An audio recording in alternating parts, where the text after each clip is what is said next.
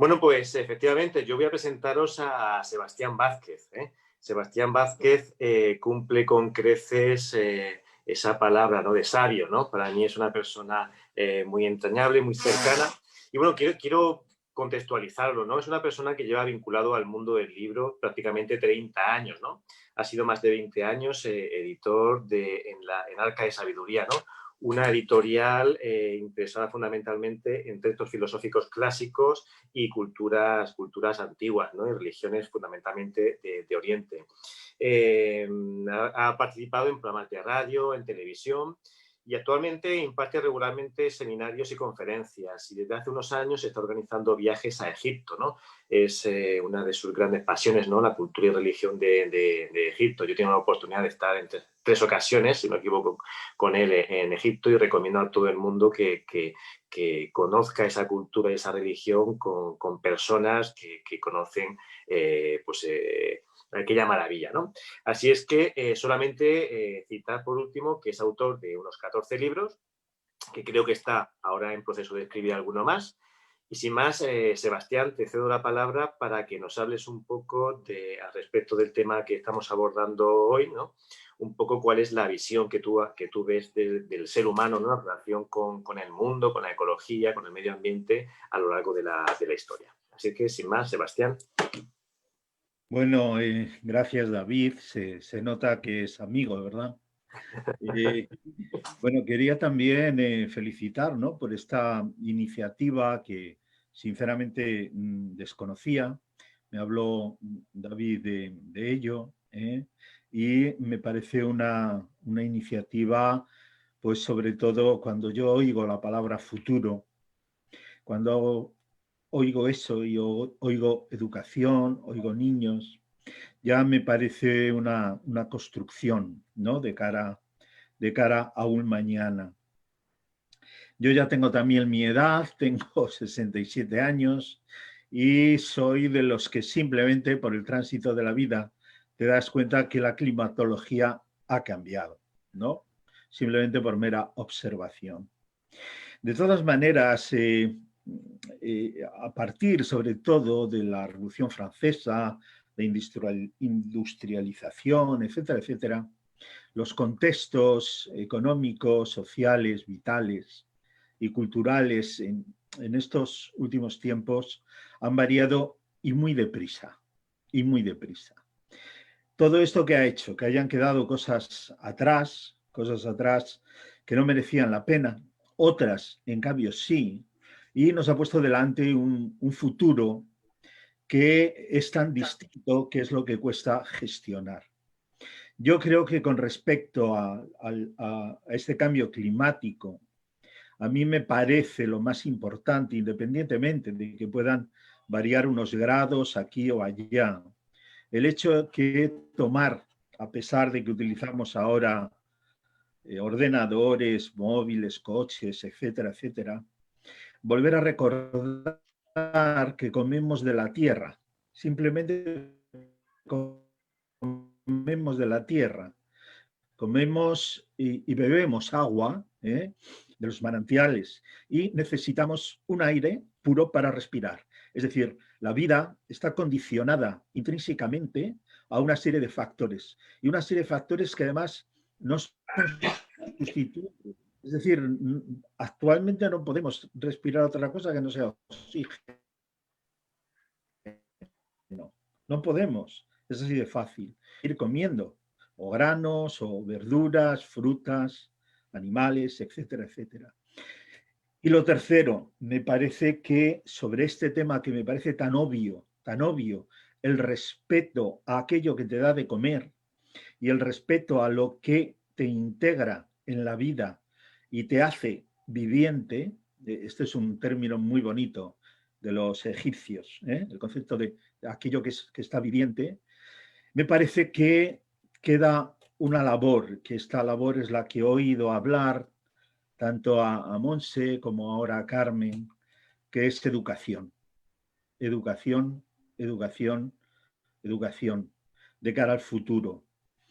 Esta sociedad, que es una sociedad que hoy sabemos que sobre todo hay una parte de ella que está basada en la codicia y sobre todo una codicia que no mira más que a la semana siguiente, ¿no? Claro, esa codicia es la que ha hecho que se deforeste, esa pesca, en fin, que no respeta los ciclos vitales, la quema de bosques, etcétera, etcétera. Al final, esos son costos que de algún modo se pagarán.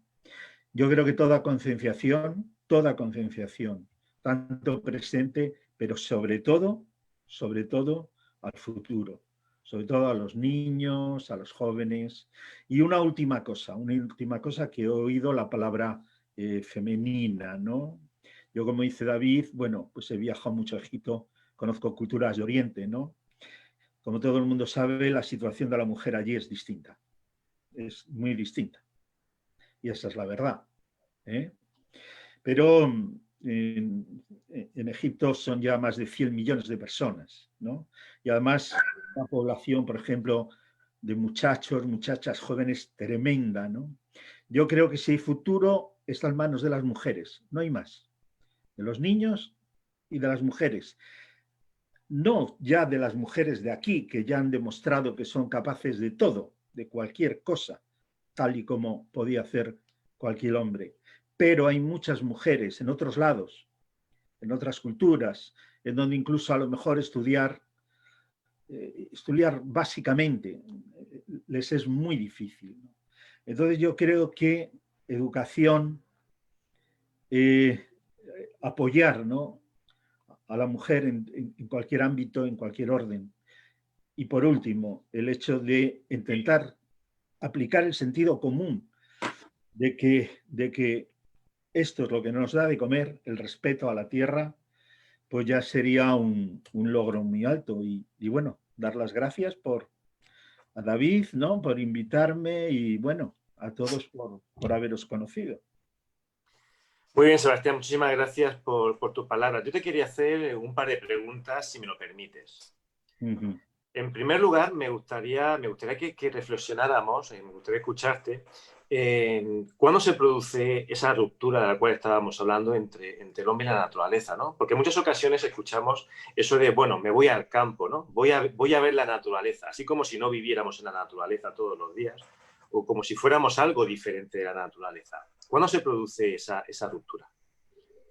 Pues mira, se produce una ruptura, sobre todo a partir de la industrialización, ¿no? Ten en cuenta que en aquella época ir a la ciudad no solo significaba a lo mejor tener un sueldo más fijo, más seguro, también, no hay que olvidarlo, había ya mejor medicina en la ciudad que en el campo. Y dos, también era más fácil para acceder a la enseñanza a los niños. Es decir, esos tres factores condicionan un hecho importante. Luego también otro factor, es decir, todo el mundo sabe, ¿no?, que están las buenas tierras, pero también están las badlands, ¿no? Es decir, ha habido gente que en el campo ha pasado hambre. Y hay un momento, y sobre todo después de la Primera Guerra Mundial, es sabido, ¿no? Hay momentos en que no se gestiona también ese campo, esa agricultura. Por ejemplo, aquí en España, bien lo sabemos, en algunas zonas por los latifundios. Los latifundios que están en manos de... Es decir, la vida en el campo, en la vida en la naturaleza era difícil. Y en realidad hay un momento que se vende a modo de pequeño paraíso, ¿no?, de ir a la ciudad, ir a la industria, ir a la fábrica, etcétera, etcétera. Porque allí, por ejemplo, en Asturias, ¿verdad, Carmen? Pues bueno, Sí. había esa vida, pero estaba la vida de los mineros. Claro, un minero, hijo de minero, ¿no?, que le den esa oportunidad de ir a Barcelona, a lo mejor a trabajar 8 horas en una fábrica, con a lo mejor un seguro médico. Es decir, lo que el ser humano no podemos hacer es violentar los contextos de todo tipo que aparecen globalmente. Lo que hay que hacer es aprovecharlos y sobre todo no maltratar aquellas herencias. Y la herencia de la tierra es la herencia básica.